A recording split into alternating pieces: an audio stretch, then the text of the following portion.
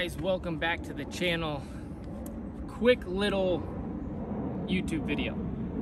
I've been asked a bunch lately how my putting has improved drastically in the last couple years, and I basically have come up with four reasons.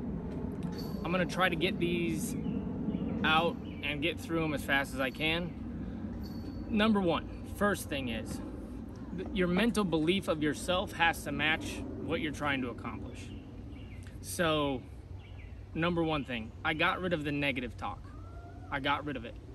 I stopped saying that I was bad. When I miss a putt, I would quit saying I suck, that I'm a bad putter. I quit doing those things. And I replaced it with positive self-talk. I'm a great putter. I'm one of the greatest putters. This is a trick you have to play on yourself, and it doesn't happen overnight. You have to gradually do this over and over and over and over and over again, and it's taken me years to where I now believe it.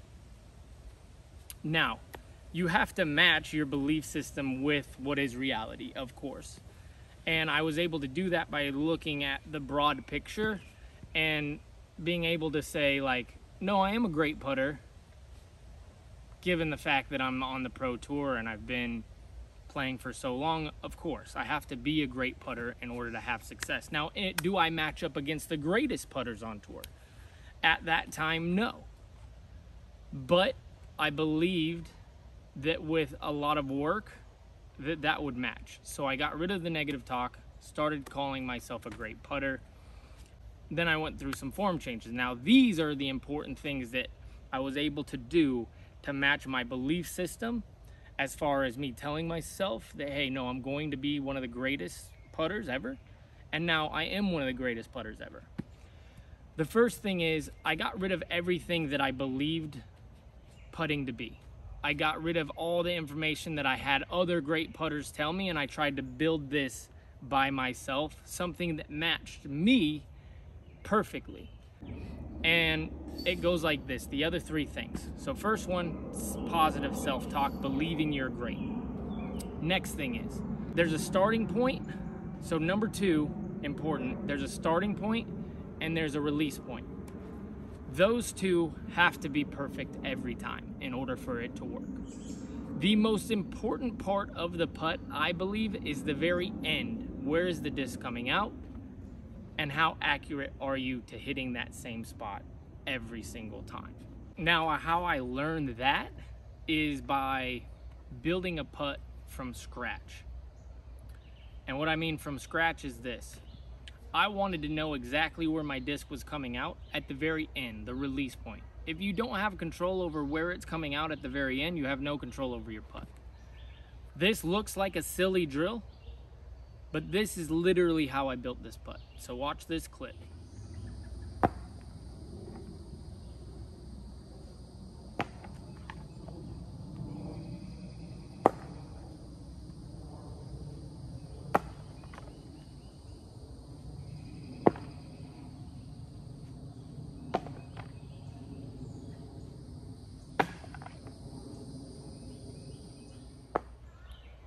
Now in that clip, you're going to see me literally putting it inches in front of each other and working my way down and more distance, more distance, more distance, more distance, so that I could get my release at the very end of the stroke. One thing that I saw in my old stroke is that my release was everywhere. It was a gap of this big. So it would come out here, here, here, here, and here, and here. I wanted it to come out at the same place at the very end. My starting point, I wanted to be consistent too. So I made sure that I went to the same spot, I stalled, I putted it. Now the way that I do this without moving a lot of stuff is, there was one key ingredient. I wanted to make sure all of this was quiet, to where there was no wrist movement, and the only thing that was really moving was from the elbow up, forward. Why that is important is because I believe that little muscles go first for accuracy, big muscles go first for power. So if my elbow pops in front of my hand, this has to then catch up to that, and I create a faster putt.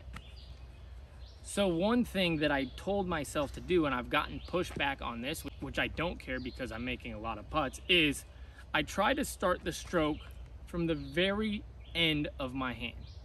And what I mean by that is, instead of this going first and then me putting, which some great putters do, I try to start my stroke from the very tip right here.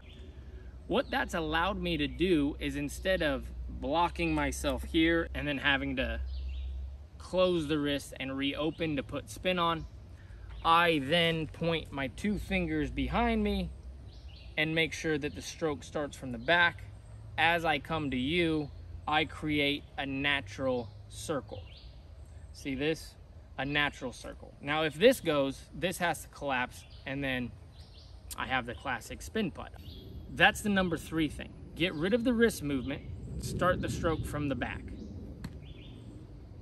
Number 2 is release point. Build your release point. Make sure you know exactly where that's coming out. Number 4, one of the most important parts of this putt is the pressure's the same, but there's one thing that has more pressure than the rest of the hand.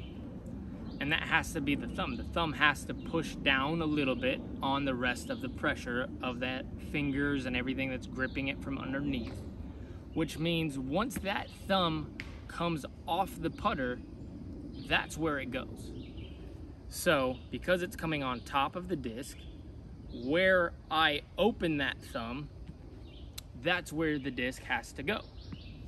This is super important because that's how I learn how to put more rotations and be more accurate, because at the end, I'm actually pulling with the thumb because that's where the pressure is. And if I guide it with the thumb and then open, that's where the putt has to go. Now watch this clip and see that my thumb's always going to be pointed to where my putt goes in the circle.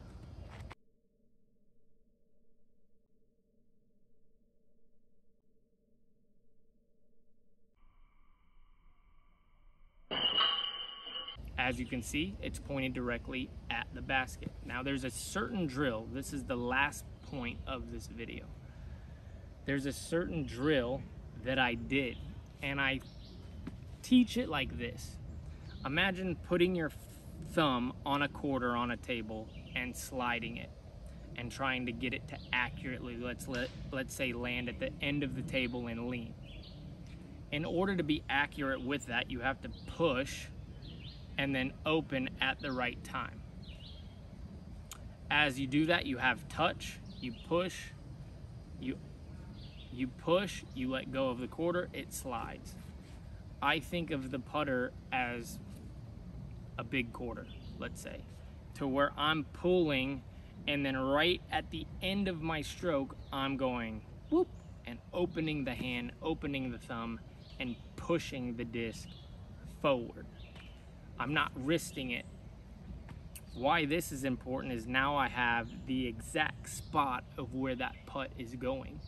And I have a pressure to where I then push and open where I want it to go.